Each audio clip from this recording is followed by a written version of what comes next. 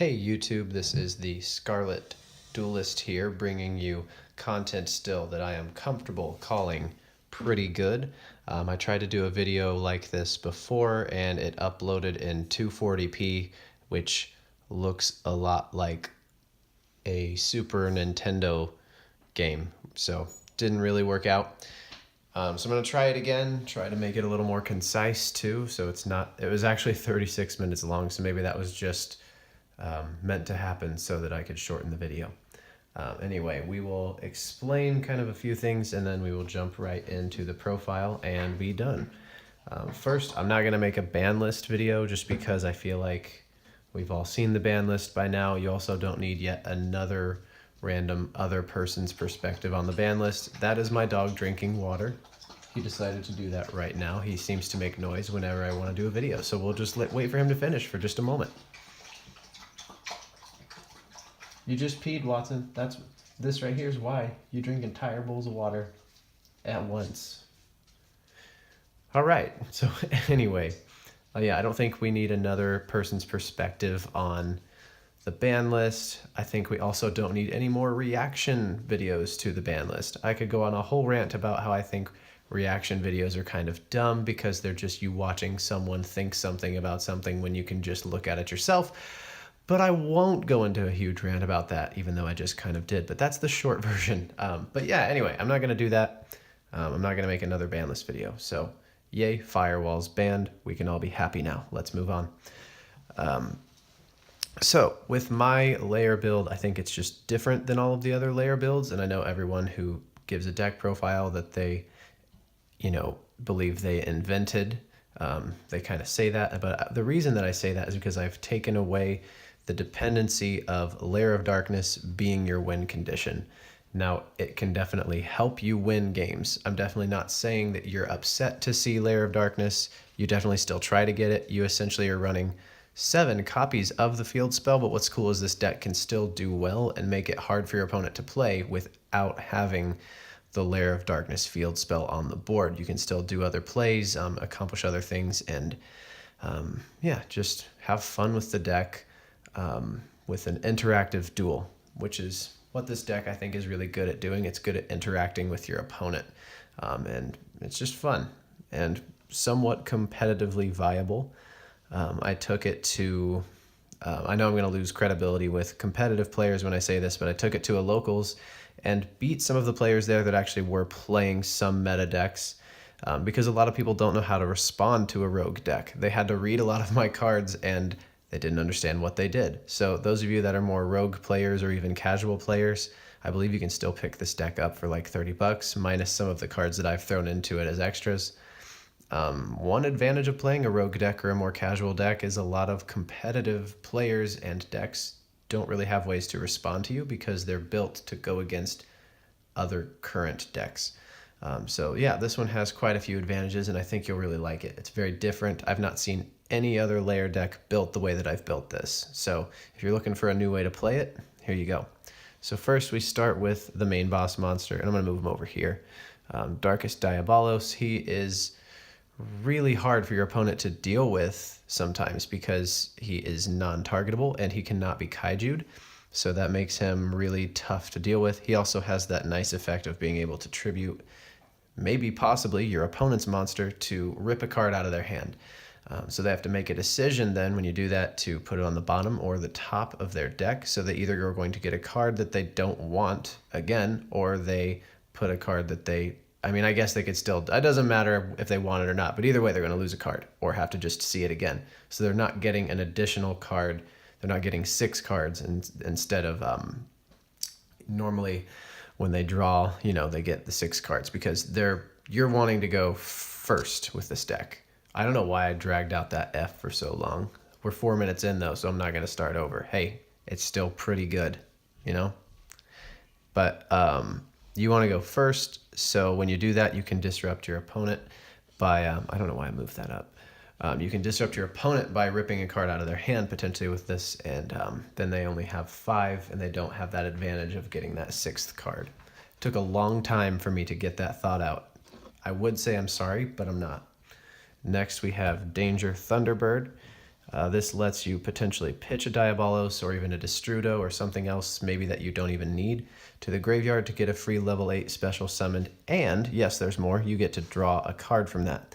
The worst case scenario with this card is it gets discarded and you get a pop a back row. So it's a really good card to have in the deck. If you want to throw in other danger cards for it, go for it. But it was a little bit expensive for me, so this is what I have. This was a budget option, so I've got one in there, and I think one's enough. Next we have Legendary Maggio Garza. It helps you kind of just turbo out some of those tributes to maybe special summon a Diabolos from your hand or grave. And then when you do that, if you tribute something and then get him and him out, you can potentially go into some of your rank 8 plays, so that's nice. Next we have Supreme King Gate Infinity. This is there because you do have some level 8s that you get in your hand and they can clog, and you only have one, which is searchable by Darkworm. So if you want to spam out some level 8s, I think I said rank earlier. If I did, I meant level. I don't remember what I said, but these are level 8s. You can spam these out. If not, he's a lure fodder or whatever else. You know, he could be discard fodder for Thunderbird. So he can potentially be a brick, but at running him at 1, usually this doesn't hurt you too bad or brick you. There's normally there's not a whole lot of danger of bricking with the Darkworm engine in this deck because it's pretty small. So if you see Darkworm, you're usually happy to see him. But if you accidentally draw one of the gates, worst case scenario is you don't need it and you banish it with Allure of Darkness. So you're all good. Next we have Supreme King Gate 0.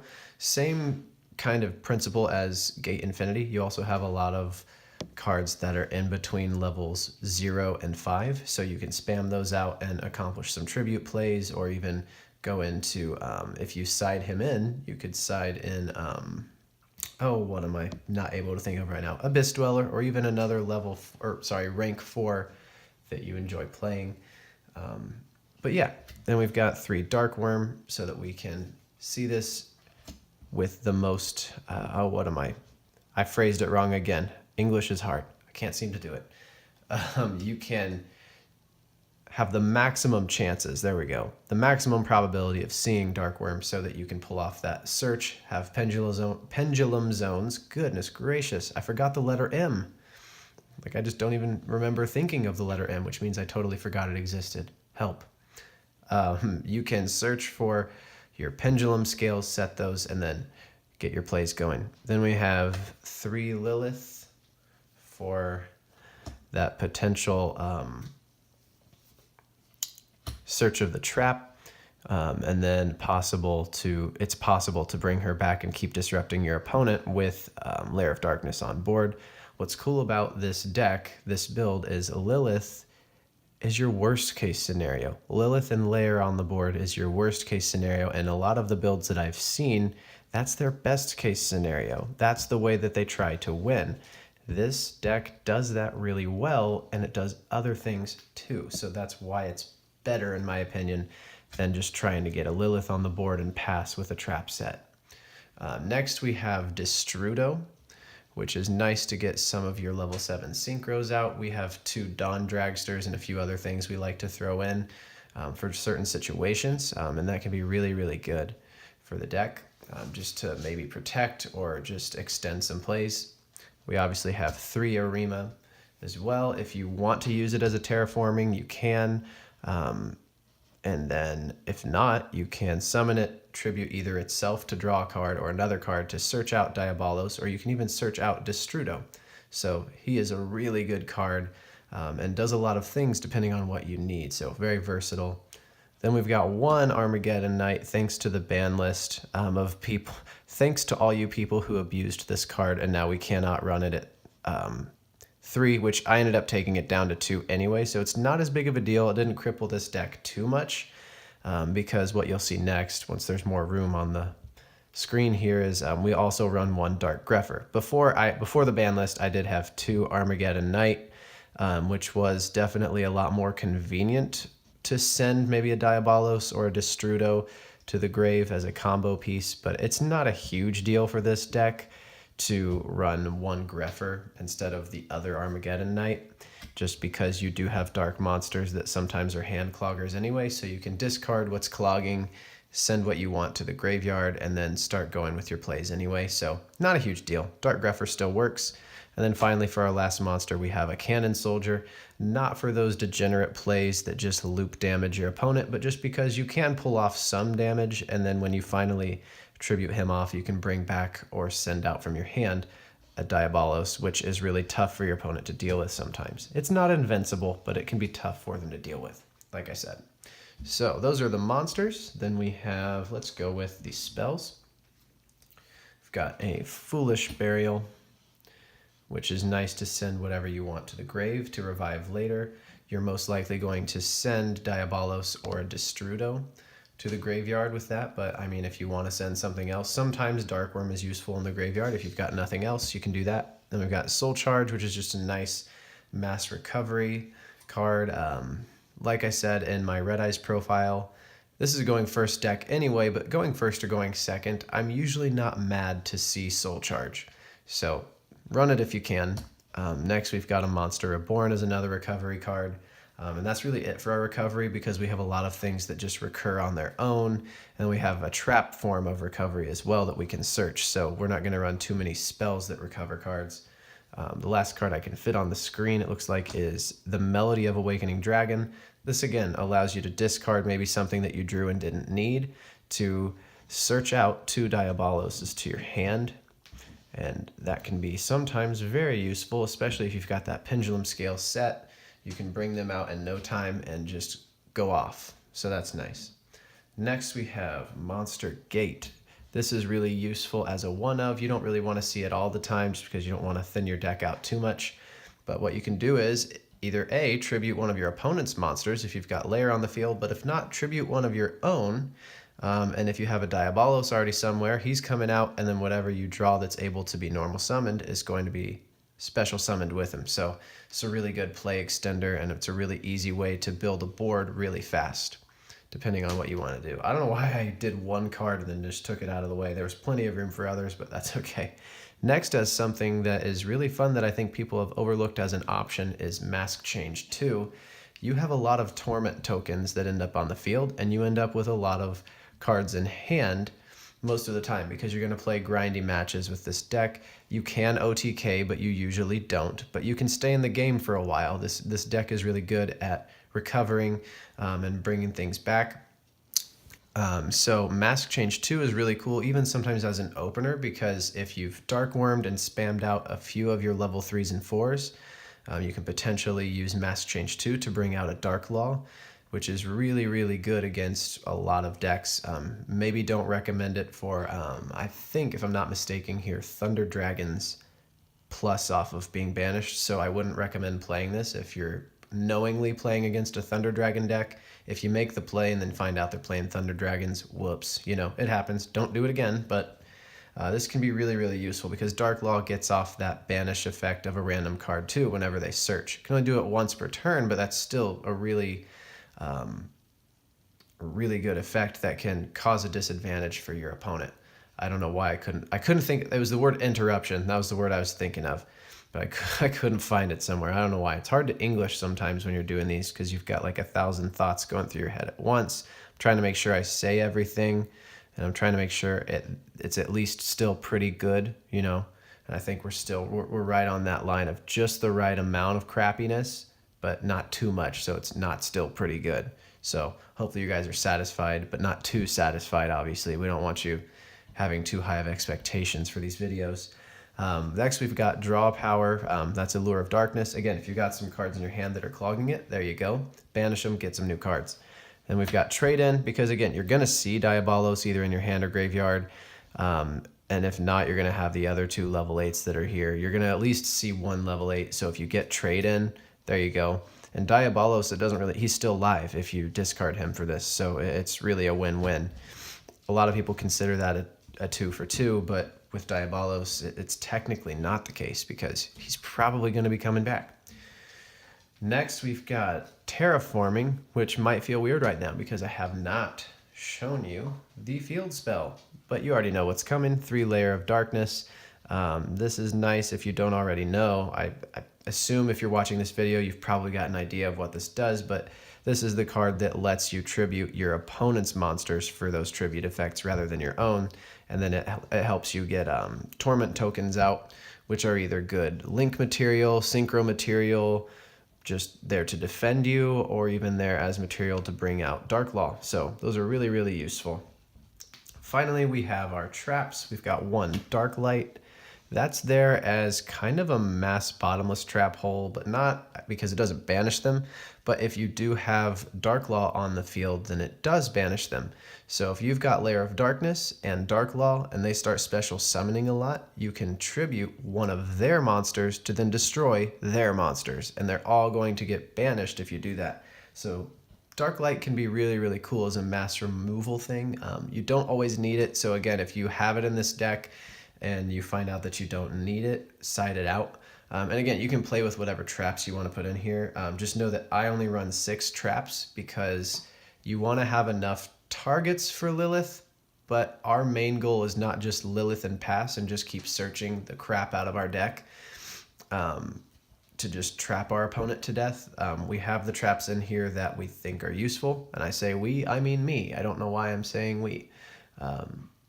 But yeah, I don't know why I was saying that, but I have all these traps in here that I believe are useful, that also don't become hand cloggers, because you don't want to just draw only traps, because a lot of your traps tribute, or at least a few of them tribute, and you don't want to have them with no targets. I guess I only technically have 2 that tribute. Shouldn't have said a lot of them do, but 2 of your 6 tribute. The other 2 have to target something in the graveyard to bring it back, so you don't want to have these traps with no targets. That's my whole point behind having too many traps. Next, we've got Eradicator, because that can shut down entire decks. I know that I know it's not in the meta for those of you that are competitive and you're about to be like, I know Blue Eyes is not necessarily the meta now, but Blue Eyes is still somewhat relevant in the, I guess, regional-ish level, maybe lower regional level. So Eradicator can shut that down. And for you casual players, I'm sure you're going to run into people who play Blue Eyes. This shuts that deck down because you tribute even possibly one of their monsters, and then you get to get rid of all their spells. So if you get rid of their spells, they basically scoop. Next, we've got Storming Mirror Force as a non-targeting removal. Waking the Dragon, which when you use Lilith's effect, you always show them a Waking the Dragon, because then they're going to be mindful of whether or not they're going to destroy your back row. And then if they do, by some off chance forget, or you said it because it was in your hand and they destroy your back row, you're bringing out a Raid Raptor Ultimate Falcon. And then finally, as our last 2 traps, we have 2 back to the front. It's searchable recovery, so why not? You can use Lilith on your turn, and then use Lilith again on your opponent's turn if you have Lair of Darkness on the field. But if not, you can still bring other things back. And just do all kinds of shenanigans. So like I said, we're not depending on Lair of Darkness to win, but it helps, obviously. It's very good. But you can accomplish victory with this deck without depending on having the field spell on the field all the time. So if your opponent destroys it, you can kind of shrug that off and just keep going. You'll see what I mean with the extra deck. Next, we've got Raid Raptor Ultimate Falcon as that Waking the Dragon target.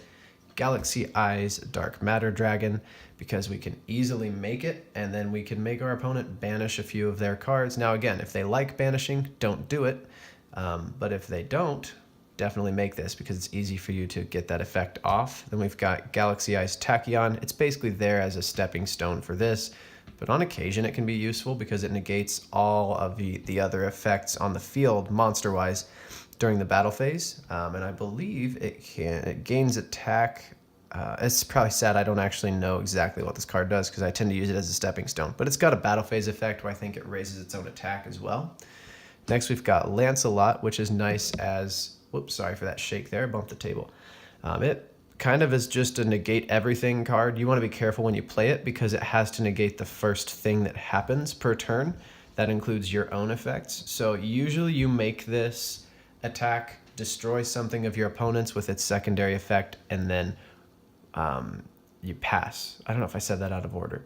You make this, attack, destroy, pass, and then you have those free negations. But you want to be confident that you're not going to negate something of your own next turn when you play Lancelot. Next, we've got 2 of these. These are just nice. This one does some tributing shenanigans where you can tribute even cards in your hand to destroy as many as you tributed. Then Hope Harbinger is there as that kind of just free negating of spells if you need to. So it's nice to have. Then finally we have our 2 Dark Law. That's, again, I've already explained kind of what he does. He's very useful on occasion and can shut down entire decks. Next we have a Black Rose Dragon, just in case you need to wipe the board. It's something that's just there. My friend James actually made this suggestion, which I think is a really good one, that, yeah, it's good. You can run things like Torrential Tribute and Dark Hole, but you have to draw those cards, so it's nice to just have something that you can go into anytime you need it. And most of the time in this deck, you can make a level 7 Synchro if you need it.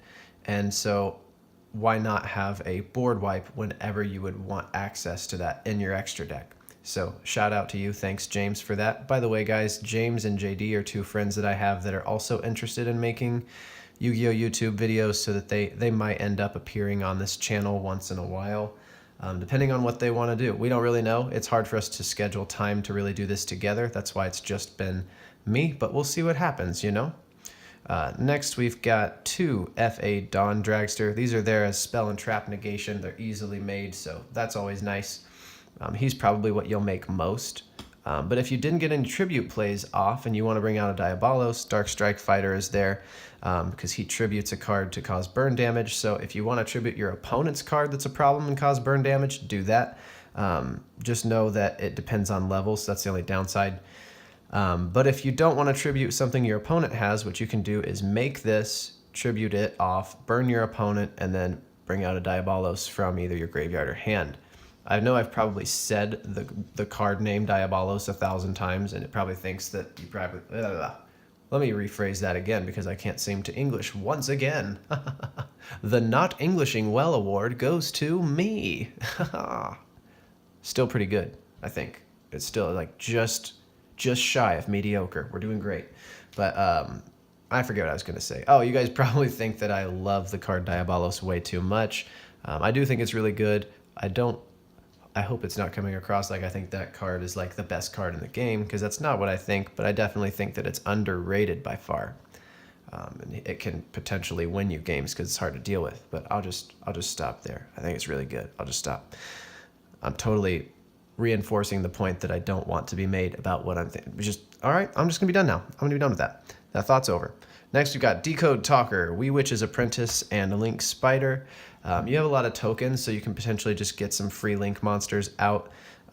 These are just here to free up spots if you want to have more than one extra deck monster. You don't have to go into Links for this deck to work. You don't tend to need more than one at a time, but if you want to do some super crazy cool anime plays, you can do that with this combo if you have a lot of tokens. What I usually do if I am going to use the tokens for Link plays is I go into Spider, summon Wee Witch, and then go into Decode with these 2. Because Decode has a cool negate for a tribute effect that can again combo well with the rest of the deck. And that infamous boss monster I can't help but mention one more time, Diabolos. So that is it for the deck itself. And then I've got the side deck here that I'll go through quickly. Basically, so I'm actually going to try to shorten this if I can. I've got these spells that you'll probably replace a couple traps with. What they do is basically they are going second cards, because when you side, this deck goes first normally, so when you side, you want to side for going second, because your opponent's probably going to make you do that to throw you off, so you want to throw them off. These help because they're essentially free, I'm going to tribute your thing to take away your thing cards, so if you have them on the board with Lair of Darkness, they combo really well with that. So those are nice. Then we've got a couple different traps that you can sub in if you would like. I know I just said you're subbing for going second, but there's also that third duel in a match if you play one, where then if you did lose or whatever happens in game number 2, if you go into game number 2 and now you're going into 3, you want to throw them off again. So then you can throw these in. If you're going against an extra deck heavy monster that uses one specific type a lot, you could just throw that in anyway, even if you're going first next time, because you know You can just take out the traps that you didn't end up needing and put those in. So those are useful, kind of tears them down. Then we got Lost Wind. I like this because you can use it twice and it's a permanent negate, and yeah, it is. You have attack and you negate a monster's effect permanently, and you get to reset it when they special summon, so that's nice. You just want to be sure that the monster you're going to try to use this on was a special summon monster. I've made that mistake a few times.